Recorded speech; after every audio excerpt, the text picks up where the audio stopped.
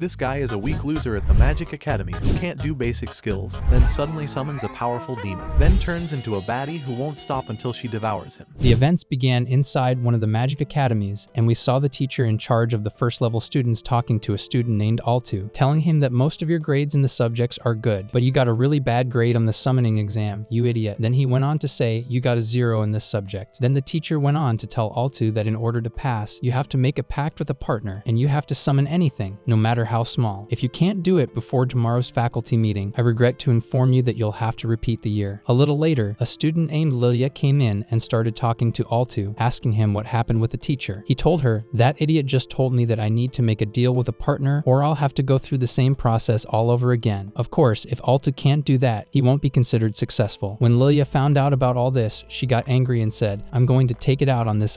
But Altu calmed her down and said, I have until tomorrow and I have to make the best of it. So he went to the school library and kept talking to himself, saying how stupid I am. I tried to summon a beetle before and it still didn't work. So I have to change some things and I have to remember that compatibility is necessary for the summoning to happen properly. As he stood in his school library, a book fell from a high shelf over his head and Altu cried out in pain. But he was very surprised to learn that the book covered all the methods used in summoning. After flipping through the book, he found an amazing method of summoning. He found that he knew how to apply all of these steps, so he quickly began to implement them. After performing the ritual, he was surprised to see a non-human being appear in front of him, which frightened him greatly, especially since the being was naked. Altu soon discovered that it was a female demon. Naturally, he was horrified, but then she started talking to him, saying, from now on, you are my master, and I will do whatever you want. Although the situation was very strange, Altu was happy that he was able to summon another being. This would enable him to pass the school year and advance to the next level. After speaking with her, the demon told him that her name was Vermile and put her seal on his hand, which meant that she would always be faithful to him. The first thing Altu asked her to do was to put on some clothes, and Vermile did just that. Altu then began to remember the information he learned about demons at the academy, where his professors told him that demons are evil beings that aim to destroy the world. So after Altu spoke to Vermile and told her this information, Vermile laughed loudly and said, you are very naive, you fool, and it seems that you have no experience, and I am a naughty woman. When Altu asked her why she was in that book, she replied, I did a lot of bad things in the past, and that's why they locked me in there. Altu asked her, can I break our agreement at any time? Vermile replied, I could have killed you as soon as I got out of the book, but I didn't because I feel indebted to you for finally summoning me and getting me out. But you should also know that you can terminate the contract whenever you want. The next day, the academy's headmaster couldn't believe his eyes. Vermile went to him and said, I'm Altu's partner and he was able to summon me. But the principal wasn't convinced until Vermile showed him the summoning stamp proving that Altu had summoned her, and only then was the principal convinced. Altu was deemed a success and soon headed to his seat at the academy to attend his new class. Naturally, when Lilia saw Altu sitting next to Vermile, she was very jealous and angry, especially since Vermile had managed to hide her horns and looked human. After Lilia noticed that Vermile was deliberately approaching Altu in front of everyone, she became even angrier. After class, Lilia angrily walked up to Altu and said, who is this idiot? You have to tell me now. After arguing for some time, they finally agreed to a duel, which was the way conflicts were resolved at the academy. Lilia accepted the challenge and soon the battle began. Although Lilia summoned her demon and delivered a very powerful blow to Altu, Vermile easily blocked the blow and even finished him off, much to the amazement of most of the students, especially since Lilia's record was undefeated. After the end of the battle, Altu spoke to Lilia and asked her to be friends with Vermile, and of course, Lilia had to agree, especially after her loss. After the day at the academy was over, Altu returned home with Vermile. Although Altu thought he was weak, Vermile told him that his mana power was much more powerful than he imagined. He just had to use it well. She then began to caress him, which made Altu wonder, this idiot is doing things I'm not used to at all. The days pass, and soon Vermile's reputation at the academy grows, and we notice that most of the students are attracted to her. While walking with Altu on the first day of classes for the new stage, a dragon runs at full speed through the academy courtyard, and we learn that the dragon is the partner of one of the students. Naturally, Altu was very frightened when he saw the dragon coming towards him, but Vermile told him to calm down. As soon as the dragon reached her, she dislodged it using only her finger, sending it away to the stars to everyone's amazement. The lectures had already started, and we saw one of the academy's teachers talking to the students, congratulating them on the transition to the current stage of study within the academy. Then the magic teacher told them that during the year they would be going deeper into the study of magic. The same was the case in other subjects where the professor spoke to the students, telling them to be diligent during the current year because things will naturally become more complicated. The professor, who specializes in teaching a branch of summoning, reminded the students of the need to know all the facets of the things they are summoning. She then performed a practical experiment in front of them after a plant had transformed from its normal size to a very large one. After the lectures were over, while Vermile was walking with Altu in the academy courtyard, Lilia was still jealous of her, so she started to make trouble, but Altu yelled at her, "Stop it, you idiot. You have to remember our agreement." Suddenly, a student named Rix was walking with a friend. As soon as Altu saw them, he spoke to Vermile, "You should avoid dealing with these two idiots. They're seniors, and they belong to a group called the Dragon Knights. They're very evil, and they're trying to take over the academy." But Vermile told Altu not to worry and promised to deal with them. Sensing that Rix is making him look silly, Altu decides to punish him and his friend. Soon, he was able to cast a spell that froze their surroundings and trapped them inside a snow globe. But that wasn't the end of it. Rix was soon able to summon his own dinosaur, which in moments shattered the ice and came out to punish Altu. But Vermile quickly hugged Altu and gave him a golden mana power that stunned everyone. Only then was Altu able to kill the dinosaur, and Rix felt ashamed of himself, and Vermile shouted at him, "You have to apologize now, you idiot." And Rix apologized. After this situation, Vermile spoke to Altu, asking him what he would like to accomplish at school. Altu replied that he didn't just want to earn a gold medal in magic. He wanted to make so many contributions to the magical world that he would be eligible for the platinum medal. One day, while Altu was walking with Vermile, Lilia appeared, and soon she and Vermile were fighting again. Altu thought to himself, this kind of thing between these two idiots will never end. A little later, a second grader named Marcus appeared, accompanied by a second grader named Cheryl. After the principal saw them standing next to each other, he spoke to them, "This is a wonderful coincidence. The principal has just asked me to meet with you." Then the students went to the principal, who started talking to them, saying, "I'm going to choose a student to represent the school for the next term. Because you are my best students, I've decided to give you a test, and the winner will be chosen to represent the school." We then learned that the task at hand was to get the pound flower, but it was very difficult because the fairy uses very fierce animals to protect its flowers. After the students arrived, Altu spoke to Lilia and Vermile, telling them what to do now. Lilia said, "We're not on the same team.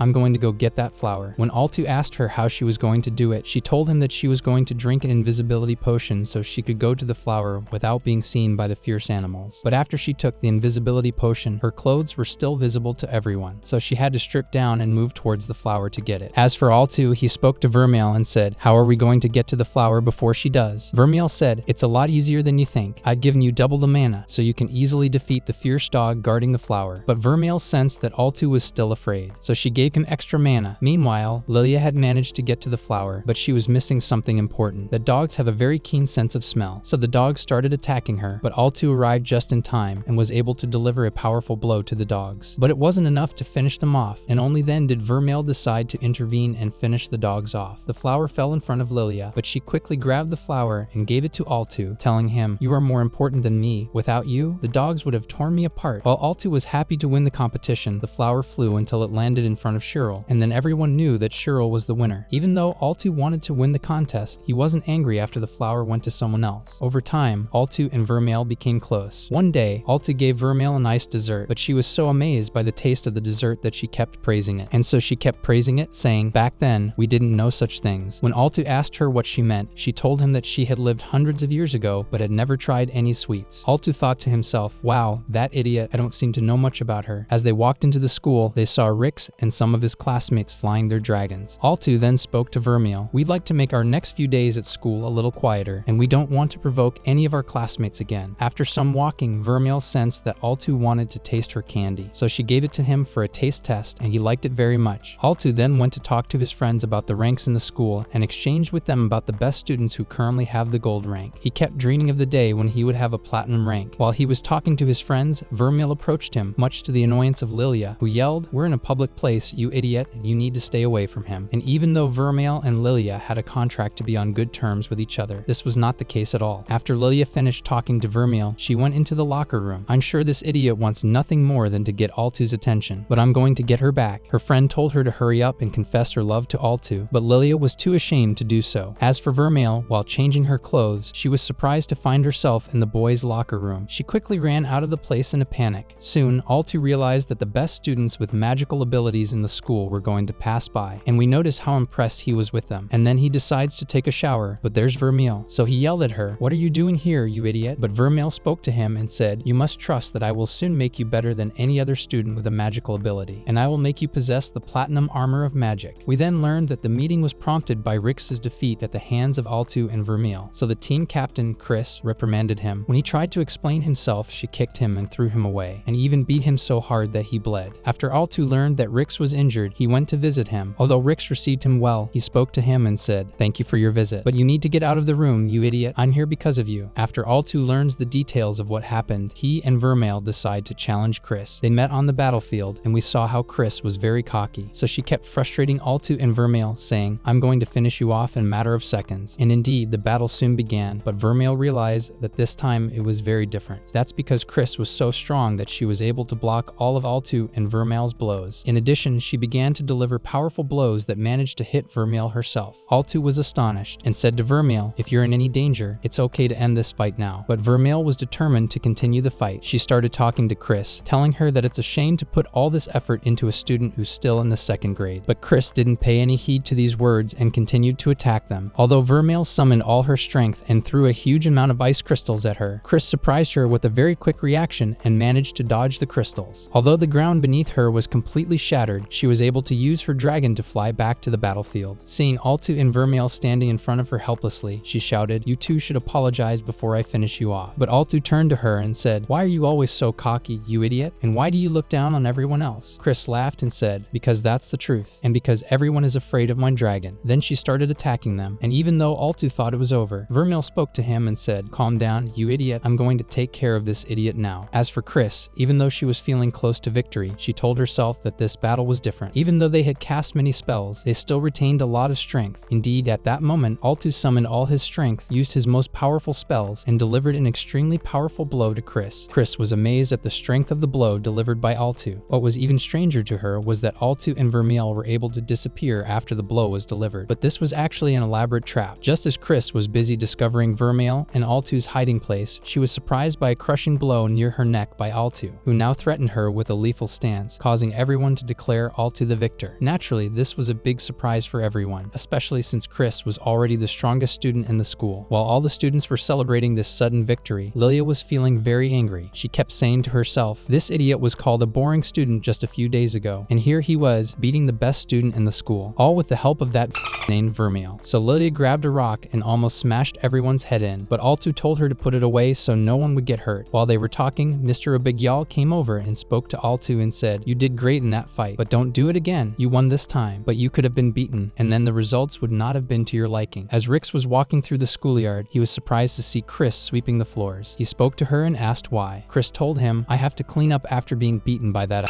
But Rix said to her, "Don't do it, it's not for you." Then he took the broom from her and cleaned the floor. In the days following these events, Vermile continued her perverted behavior towards Altu, who didn't know how to stop her, and every time he tried, Vermile told him that she loved him very much. Altu decides to ask Mr. Obigyal if it's possible for a demon and a human to have a love affair. Although the professor was very surprised by the question, he spoke to him and told him that although rare, it is indeed possible. The history of magic is not without such stories. Naturally, Altu was very frightened. All he could think about was the fear of having a child because it would be difficult for everyone. And so the next day, Altu wasn't feeling well, and he and Vermile were very unusual, and Vermile asked him why. Altu couldn't hide what he wanted to say any longer, so he said to her, "Do you only love me because you feed on my mana, or is there another reason?" Vermile was very surprised, but she addressed him affectionately. "I love you and I'm in love with you. I love you for no reason, and as for your mana, I recycle it and give it to you in a stronger form so that you can use it." As she spoke to him, she hugged him, which made Altu feel that she really meant every word she said. So after their conversation was over, Altu spoke to Obigyal and said, "Thank you for everything you told me yesterday." Then the professor told him that it was my duty, and then he also told him that he noticed how bad Altu's condition was yesterday, and today his condition has changed for the better. So he asked him if this question was related to a personal matter, and whether he had fallen in love with a demon. But we noticed how Altu was careful not to answer clearly, so the professor asked him to be careful anyway. After Altu left, Obigyal called one of the seniors. After telling her that he was going to assign her something that no one else could do, he hugged her. However, after some time, the students were surprised to find the girl frozen in one of the school's rooms. So we saw an urgent meeting between one of the most important members of the school administration, Ruja, and the head of the fencing committee, Jessica. And they were talking about this student who had been frozen, who we learned was named Emma. And we noticed how confusing it was, especially because Emma's symptoms when they found her were very strange. And no one in the entire school is supposed to have ice magic that strong. So at the end of the meeting, Ruja said, "I'll try my best to figure out what happened." Meanwhile, Vermile and Altu were were in a lecture where the professor was talking about each person's role with their partner. So Vermile was listening intently to what the teacher was saying. After she took Altu home, she kept reminding him of everything they had learned during the lecture. Then she asked him to do everything the teacher had said in class. One of those things was for each partner to take measurements of their partner's body. Altu started doing this, but we noticed that Lilia was spying on them. We also noticed that she was fed up with what Vermile was doing, so she kept saying to herself, "I've got to stop this idiot." So she took an invisibility potion and went into the room where Altu was with Vermile. We noticed how scared she and Altuar got when Altu approached the place where she was hiding. But Altu didn't discover her in the end and decided to go out with Vermile to do some shopping. We notice how he pays attention to every detail that Vermile likes, so much so that he writes down the things that Vermile likes on a piece of paper. We saw Chris afterward, too scared to understand the situation she was in, when Rix was chasing her with his own dragon. While shopping, Vermile was determined to buy sweets. However, Altu tells her to stick to a healthy and balanced diet because eating only sweets won't be a good thing. Then he told her that he was going to buy vegetables and beef. Vermile didn't like those foods at all, so she sat on the floor sadly, and Altu thought to himself that this fool, despite her silly attitudes, is often like a child. After she remained sad for some time, Altu spoke to her and said, "It's okay then, I'll buy you one piece of candy." Vermile was delighted and quickly got up from the floor and showered him with kisses. But Altu felt very embarrassed, especially because the passers-by on the street were looking at them in amazement. While Altu was telling Vermile to stop being so foolish, a frightened-looking man and Altuar arrived. He spoke to Altu and told him that he needed his help immediately. Meanwhile, a fierce battle was going on between Rix and Chris. Although Chris was very surprised and kept talking to Rix, telling him, "What are you doing, you idiot?" She felt that this was not the right time to talk, so she quickly began to defend herself using her most powerful spells. But the difference in power between the two of them was enormous. Rix was able to land his powerful blows on Chris, who was almost defenseless. "Come on, stupid, I know you're hiding your true strength," Rix told her. But Chris was already unable to do anything. Soon Altu arrives on the scene and we learn that the boy he hired is Rix's brother. Even though Altu talks to Rix, telling him to stop what he's doing and we'll settle this quietly. Rix was furious and kept telling him, "You saved me the trouble of looking for you, you idiot." Even though Chris was in desperate need of help, she spoke to Altu, telling him to run away so he wouldn't get hurt. But Altu was so brave that he quickly turned to Rix and said, "Are you the idiot who did this to Chris?" Rix laughed and said, "Do you see anyone else around here, you idiot?" Rix quickly prepared to attack Altu and finish him off. But Altu too was ready to strike first. But suddenly the unthinkable happened. As a student named Elena arrived on the scene, we learned that this student is very popular among the students of the academy. We also learned that she has the ability to use magical spells that others can't. So she quickly used a powerful spell called the Sword of Justice and was able to finish Rix off. Indeed, Rix began to stagger and soon fell to the ground. Despite what he had done to Chris, she was very worried about him after he fell to the ground. After 3 days had passed, the officials at the academy were astonished at everything that had happened. That's why Ruja spoke up during the board meeting and told everyone that one person is behind all of this. I'm pretty sure Rix wasn't conscious during the incident. Naturally, such words were not pleasing to Chris's ego, which was humiliated after the incident, so she quickly left the meeting room. The administration then decided to hold the exams for the bronze rank in magic, and Altu was very excited. But Lilia kept taunting him, "I know you're used to failing, but don't fail this time." Although Altu expected Vermile to retaliate, he noticed that Vermile had been acting strangely towards him since the Rix incident, so Vermile left without saying a word. Naturally, this made Lilia very happy, so Lilia took the opportunity to ask Altu to go study together and prepare for the test. Of course, Altu wasn't too keen on the idea and was more concerned with why Vermile was treating him differently. But in the end, he had to go with Lilia. As for Vermile, all she could think about was solving the mystery of the strange evil forces that had recently appeared at the academy. We've already noticed that she's getting closer to the truth as her suspicions about Abigyal begin to grow. So she went to him and said, "I believe you did this. I also believe that you're the one who spread the forces of evil within the academy. But I'm here to warn you that if you touch Altu, I will tear you apart." Abigyal continued to taunt her and soon injected her with a magical substance that made her look demonic. Meanwhile, Altu was accompanied by Lilia, who was very excited, unlike him, who was thinking about Vermile all the time. Suddenly, Altu noticed that the seal mark in his hand was brightly illuminated, and he immediately realizes that Vermile is in danger, and so he moved as fast as he could. Meanwhile, all the students at the academy noticed that a mana force much stronger than any they had ever seen or heard of before had spread through the academy. Vermile had already transformed into her demonic form. Although she looked very scary, Abigyal was very pleased. As for Altu, he was racing against time to get to Vermile's location and save her from any danger, while Altu runs as fast as he can to stop Vermile's dangerous transformation into her demonic form. One of the schoolgirls was doing her best to stop Vermile as well. As for Abigyal, he was very pleased after successfully transforming Vermile into her demonic form. After Altu and Lilia arrived at the place where Vermile was located, the scene was very surprising to Altu. When he saw Abigyal controlling Vermile with a heavy metal chain. Altu couldn't believe his eyes, but he quickly turned to Abigyal and said, "What is this I see?" Abigyal laughed and said, "It's obvious, you idiot. It was a difficult task, but I finally did it. And here I am, having developed a magical substance that no one else has, and that's why I was able to control that idiot." Suddenly, while Altu was talking to Abigyal, Vermile got out of control and started running at full speed to get revenge on Abigyal. But Altu couldn't bear to see Vermile kill someone, so he stood in her way and Vermile accidentally stabbed him. Although Abigyal thought Vermile would return to normal after this happened, the exact opposite happened as Vermile suddenly became more ferocious. Although Altu was dying, he quickly approached Vermile, who hugged him, and then Altu spoke to her, saying, "You have to calm down and not be afraid of anything. I'm here for you." Vermile soon realized that she had stabbed in the chest and felt very sad, but she quickly spoke to Altu, "Don't be afraid of anything. I'm with you and I'm going to save you." She kissed him and gave him the golden mana that saved him and healed his gaping wound in a matter of moments. Abigyal was naturally amazed at what he saw, so he spoke to them, "I expected something as stupid as you idiots to happen, so I prepared a substance similar to the one I injected Vermile with." He quickly injected himself with a similar substance and transformed into a hybrid demon, but Vermile thought Abigyal deserved revenge, so she finished him off. After the bloody events, Lilia was terrified. "I thought you were dead and would never rise again," she said, but Altu reassured her, telling her that he was fine. Vermile then spoke to Altu, asking him about his wound, and he told her that it was completely healed and everything was fine. But Vermile decided to tell him a dangerous secret. She told him that she had made a real sacrifice after wounding him. She connected her mana to his mana, making their hearts beat at the same time. This meant that Vermile would die as soon as Altu did. Although this was a very great sacrifice, Altu felt very sad. He kept chastising Vermile, saying, "You're a demon. You shouldn't have done that, because demons rarely die, but I could die at any time." Vermile spoke to him and said, "I wouldn't feel good if I didn't do it. It's the least I can do for you after I injured you so badly, and I apologize for everything." As for the Academy's decisions, they excluded Abigyal from the Academy altogether and considered him to be in a maximum security prison. As for the students who had fallen under Abigyal's evil magic, they woke up and went back to their normal lives. Although things were going well for Altu, he was very upset that Vermile wasn't treating him as well as before, so Altu decided to ask her why. When he spoke to her one day, Vermile replied that she couldn't do it anymore, especially after Altu saw her in her true demonic form and said, "I know what an evil idiot you looked like that day, and I'm sure you're scared of me, you just don't want to tell me." But those words didn't sit well with Altu at all, so he said to Vermile, "On the contrary, I'd like to have you by my side." He soon kissed her, much to Vermile's surprise and delight, especially since it was the first time Altu had ever done so. Altu left the place in a hurry, speaking loudly, telling Vermile that he wanted her with him forever and asking her not to speak such strange words again. Despite the strangeness of the whole situation, Vermile was very happy and kept asking herself, "Is it possible that this idiot has really fallen in love with me?" The word spread throughout the Academy that Abigyal was behind all the recent events, and naturally, it was shocking to them. To their dismay, Vermile announced that she would be absent from the Academy for a while as she wanted to regain her composure. Although Lilia and Vermile didn't always get along well, Lilia decided to go and meet her. After meeting her, she started talking to her, saying, "I've always felt you were hiding something, but I never thought you were a demon." Vermile calmly told her, "I tried my best not to cause any trouble at the Academy, but trouble found its way to me through that